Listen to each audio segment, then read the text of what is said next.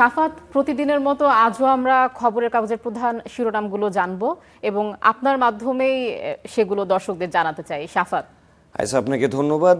নতুন দিনের নতুন শুরু, তার পাশাপাশি রয়েছে নতুন মন্ত্রিসভা। আমরা গুড মর্নিং বাংলাদেশের শুরুতেই জানাচ্ছিলাম যে ৪৯ জনের গঠিত নতুন মন্ত্রিসভা রয়েছে। সেই মন্ত্রিসভা সদস্যরা ইতোমধ্যে সাভারের জাতীয় স্মৃতিসৌধের উদ্দেশ্যে রওনাও দিয়ে দিয়েছেন। তো আজকে বাংলাদেশের যেগুলো বহুল পঠিত দৈনিকগুলো রয়েছে তারা কি কি সংবাদ করেছে সে বিষয়ে একটু চোখ বুলিয়ে নেওয়া যাক। শুরুতে আমরা যদি একটু প্রথম আলোর দিকে চোখ বোলাই, প্রথম আলো কিন্তু প্রথম থেকে যে বিষয়গুলো জানানোর চেষ্টা করছে সেই বিষয়ে প্রথমে বলছে যে তারেক রহমানের হাত ধরে নতুন পথ চলা শুরু।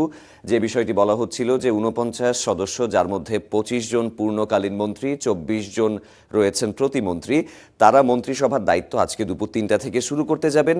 সেই ব্যাপারটি কিন্তু বলা হচ্ছে। এখানে ছোট করে তারা বলেছে এই ২৫ জন মন্ত্রী এবং ২৪ জন প্রতিমন্ত্রী, ১০ জন উপদেষ্টার কথা, এবং উপদেষ্টারাও কিন্তু মন্ত্রী প্রতিমন্ত্রীর পদমর্যাদা পাচ্ছেন। সেক্ষেত্রে দেখা যাচ্ছে যে ৪৯ আর ১০, ৫৯ জন লোক কিন্তু আগামী ৫ বছরের জন্য বাংলাদেশের শাসনভার তাদের হাতে জনগণ তুলে দিয়েছেন, সেই ব্যাপারটি বলা হয়েছে। এবং আমরা এখানে একটি ছবিতে দেখতে পাচ্ছি যে নতুন পুরনো মিলিয়ে বড় মন্ত্রিসভা করা হয়েছে। এখানে আমাদের মাননীয় রাষ্ট্রপতি যিনি রয়েছেন তিনি নবনির্বাচিত প্রধানমন্ত্রী তারেক রহমানকে শপথ পাঠ করাচ্ছিলেন। গতকালকে সেই ছবিটি দেখানো হয়েছে। এবং তার পাশাপাশি আমরা যদি একটু মতামতের দিকে দেখতে চাই, যে এখানে মতামতে বলা হচ্ছে যে শুরুটা আরও সুন্দর হতে পারত। যে জিনিসটা হচ্ছে যে বিশ্লেষকেরা নতুন এই যে মন্ত্রিসভা গঠিত হয়েছে সেই বিষয়ে তাদের নিজস্ব মতামত দিয়েছেন। বিভিন্ন মন্ত্রণালয়ে যাদেরকে নিয়োগ দেওয়া হয়েছে অনেকে প্রথমবারের মতো এমপি নির্বাচিত হয়ে সরাসরি মন্ত্রিসভায় জায়গা করে নিয়েছেন। আবার দেখা গেছে যে বিএনপির কেন্দ্রীয় অনেক পরীক্ষিত নেতাও কিন্তু এই মন্ত্রিপরিষদ থেকে বাদ পড়েছেন। তো সেই বিষয় নিয়ে আসলে প্রতিক্রিয়া জানানো হয়েছে যে শুরুটা আরও সুন্দর হতে পারত এই ব্যাপারটাতে। আরেকটি বিষয় কিন্তু বলা হচ্ছে যে নতুন সরকার যখন গঠিত হয় নতুন মন্ত্রীরা, একটা ইংরেজিতে একটা প্রবাদ থাকে যে মর্নিং শোজ দ্য ডে। তো তারা নির্বাচিত হওয়ার পরে নানা প্রতিশ্রুতি দেন। ৫ বছর জুড়ে আসলে কতটুকু প্রতিশ্রুতি তারা পালন করতে পারবেন সেই ব্যাপারটা হয়তো বছর বাই বছর ভবিষ্যতের দিকে বলা যাবে। কিন্তু তার আগে কিছু আশাব্যঞ্জক বাণী আমরা এখানে দেখতেই পাচ্ছি যে বিএনপির সংসদ সদস্যরা শুল্কমুক্ত গাড়ি ও প্লটের সুবিধা নেবেন না। তার মানে দেখা যাচ্ছে যে রাষ্ট্রীয় কোষাগার থেকে কিছু অর্থ তারা সঞ্চয় করার যে বিষয়টি বা এই যে অতিরিক্ত অর্থ খরচের দিক থেকে তারা কমানোর যে একটি প্রতিশ্রুতি দিয়েছেন, এই ব্যাপারটা অবশ্যই আশার উদ্রেক করে। কারণ বর্তমানে আসলে বাংলাদেশের অর্থনৈতিক চ্যালেঞ্জ থেকে শুরু করে আইন শৃঙ্খলা রক্ষা থেকে শুরু করে বিদেশের যে বিভিন্ন বৈদেশিক যে বাণিজ্যের বিষয় থেকে শুরু করে নানা ইস্যুতে বাংলাদেশ কিন্তু বেশ চাপে রয়েছে। সেই চাপ সামলানোর ক্ষেত্রে অবশ্যই এটি ভালো পদক্ষেপ হওয়ার কথা, আমরাও সেটি প্রত্যাশা করি। আরেকটা জিনিস বলা হচ্ছে যে শুরুতেই জটিলতার মুখে সংস্কার বাস্তবায়ন প্রক্রিয়া। এখানে জুলাই সনদের ব্যাপারে আসলে একটি খবর দেওয়া হয়েছে যে বিএনপি সংবিধান সংস্কার পরিষদের শপথ নেয়নি, জামায়াত ও এনসিপি এই শপথটি নিয়েছে। দেখা যাচ্ছে যে গণভোটে আসলে যে জুলাই সনদ বাস্তবায়নের ক্ষেত্রে যে প্রক্রিয়া অনুযায়ী আগানোর কথা ছিল সেই প্রক্রিয়াতে একটু ভাটা পড়েছে। এই ব্যাপারটাই আসলে প্রথম আলো সংবাদ করেছে। তার পাশাপাশি প্রথম আলো সালে আমরা দেখলাম, এবারে পরবর্তীতে একটু দেখি যে আমার দেশ আসলে কি শিরোনামগুলো করেছে, তারা মূল কি প্রাধান্য দিয়েছে কোন খবরগুলোতে। এখানে দেখা যাচ্ছে যে আমরা যেমনটি বলছিলাম যে মন্ত্রী পরিষদের সদস্যদের কথা, এখানে একটি ফটো কার্ড দেখা যাচ্ছে আমিনুল ইসলামের, যিনি ক্রীড়া প্রতিমন্ত্রী হিসেবে দায়িত্ব পেয়েছেন এবং তিনি কিন্তু আসলে টেকনোক্র্যাট মন্ত্রী হিসেবেই এই মন্ত্রিসভায় বর্তমানে তার দায়িত্ব পালন করবেন। কারণ দেখা গেছে যে তিনি কিন্তু জাতীয় নির্বাচনে তার আসন থেকে পরাজিত হয়েছিলেন। কিন্তু এই বিষয়টি উল্লেখ্য যে ক্রীড়া ক্ষেত্রে আসলে আমিনুল হকের বাংলাদেশের জন্য যে অবদান, এবং তিনি একজন ক্রীড়া সংগঠকও বটে, বাংলাদেশ জাতীয় দলের অধিনায়ক ছিলেন, তারপরে ফুটবলার ছিলেন, গোলকিপার ছিলেন। তো তার যে বিষয়টা ক্রীড়া ক্ষেত্রে তার যে অবদান রয়েছে সেই অবদানের পরিপ্রেক্ষিতেই আসলে টেকনোক্র্যাট মন্ত্রী হিসেবে তাকে নিয়োগ দেওয়া হয়েছে। দর্শক আরেকটু জানিয়ে রাখতে চাই যে টেকনোক্র্যাট মন্ত্রী কিন্তু আসলে তাকে যে সরাসরি জনগণের ভোটে এমপি হতে হবে ব্যাপারটি এমন নয়। বিভিন্ন বিষয়ে যে বিশেষজ্ঞ হিসেবেও কিন্তু মন্ত্রিপরিষদে টেকনোক্র্যাট মন্ত্রীরা তাদের জায়গা পেতে পারেন। যেমনটি পররাষ্ট্রমন্ত্রী খলিলুর রহমানের ক্ষেত্রে দেখা গেছে, তিনি কিন্তু জাতীয় নিরাপত্তা উপদেষ্টা ছিলেন অন্তর্বর্তীকালীন সরকারের সময় এবং বর্তমানে তিনি কিন্তু পররাষ্ট্রমন্ত্রীর দায়িত্ব দায়িত্ব পালন করছেন। এখানে বড় করে আসলে এই যে তারেক রহমান প্রধানমন্ত্রী, আমরা যে জিনিসটা বলছিলাম যে সব সংবাদপত্রই আসলে যে জিনিসটাকে কাভার করার চেষ্টা করেছে, নতুন মন্ত্রী পরিষদের ব্যাপারেই মূল আলোচনা ছিল।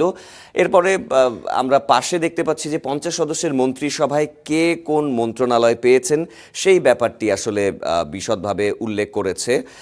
এখানে তারেক রহমানকে প্রধানমন্ত্রীর পাশাপাশি বিভিন্ন গুরুত্বপূর্ণ মন্ত্রণালয়, আমরা আগে থেকেই জানাচ্ছিলাম যে কে কোন মন্ত্রণালয় পেয়েছেন, সেই ব্যাপারগুলো আসলে প্রকাশিত হয়েছে। আমরা পরবর্তী পেজগুলোতে যদি একটু দেখতে যাই তারা কি বলেছে, যে এখানে দেখা গেছে যে বিএনপি সংবিধান সংস্কার পরিষদের শপথ না নেয় ডাকসু, যেটা ঢাকা বিশ্ববিদ্যালয় কেন্দ্রীয় ছাত্র সংসদ, তারা কিন্তু একটি প্রতিক্রিয়া জানিয়েছে। তারা এখানে বলেছে যে জনগণের রায়ের বিরুদ্ধে অবস্থান নিলে করুণ পরিণতি অনিবার্য।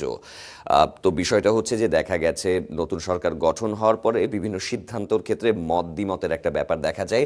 এখানে আসলে ওই যে সংবিধান সংস্কার পরিষদের শপথ না নেয়ার কারণে একটি প্রতিক্রিয়া দেখা গেছে ডাকসুর পক্ষ থেকে।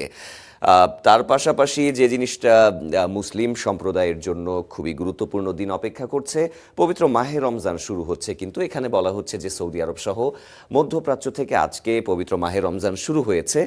তার পাশাপাশি দর্শকদের জানিয়ে রাখা ভালো, চাঁদ দেখা কমিটি কিন্তু আজকে বৈঠক করবে। মাগরিবের নামাজের পরে যদি চাঁদ দেখা যায় তাহলে বাংলাদেশেও কিন্তু আজকে তারাবি নামাজ শুরু হবে রাত্রে এশার নামাজের পরে, এবং পরবর্তীতে আমরা কিন্তু সেহরি খাবো রাত 12টার পরে পরবর্তী দিনে। তো পবিত্র মাহে রমজান রয়েছে। এই পুরো ফেব্রুয়ারি মাসটাই বেশ ইভেন্টফুল ছিল বাংলাদেশের জন্য। শুরুতে নির্বাচন, তার পরবর্তীতে বিভিন্ন দিবস, তারপরে পবিত্র মাহে রমজান, এবং সামনে আবার রয়েছে 21শে ফেব্রুয়ারি আন্তর্জাতিক মাতৃভাষা দিবস। তো পুরা ইভেন্টফুল মাসের মধ্যে এই ব্যাপারটাই দেখা গেছে। এবং তারপরে রমজানের ব্যাপারে আরেকটু ছোট তথ্য জানিয়ে পরবর্তী খবরে যেতে চাই যে রমজানের দ্রব্যমূল্য নিয়ন্ত্রণে সরকারকে কঠোর ব্যবস্থা নিতে হবে।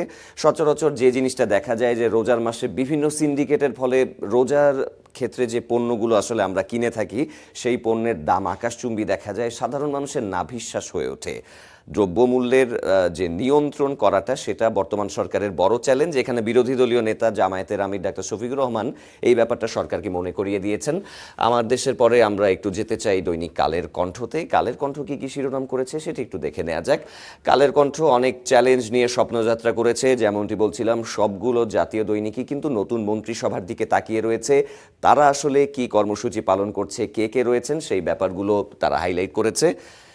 তারপরে আমরা যে বিষয়টা দেখাচ্ছিলাম যে এই যে অনেক চ্যালেঞ্জ নিয়ে স্বপ্নযাত্রা, এখানে সংবিধান সংস্কার পরিষদের শপথ বিএনপি নেয়নি, জামায়াত নিয়েছে। তারপরে এই চ্যালেঞ্জের বিষয়ে আসলে কি কি চ্যালেঞ্জ রয়েছে এই ব্যাপারগুলো নিয়ে আসলে বলা হচ্ছে।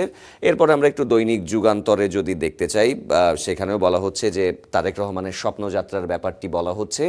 আমরা একটু অন্যান্য বিষয়গুলো নিয়েও যদি একটু চোখ বুলাই, রাজনীতির কলামটাতে দেখি তারা কি কি খবর করেছে সেই ব্যাপারটার দিকে যদি একটু চোখ বোলানো যাক। যে শিক্ষক থেকে প্রতিমন্ত্রী পদে ববি হাজ্জাজ।